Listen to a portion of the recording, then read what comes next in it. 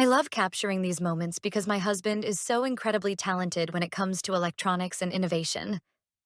In this video, you can see him performing reverse engineering as he builds a special custom tester from scratch. This project involves a lot of precision work, from filing and shaping the copper plates to ensure a perfect fit for the connectors, to the detailed soldering required to bring the circuit to life.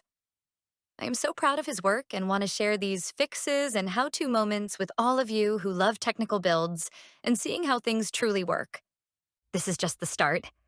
I will be sharing many more videos soon for people who love electronics and want to follow along with his creative process. Stay tuned for more adventures from the workshop.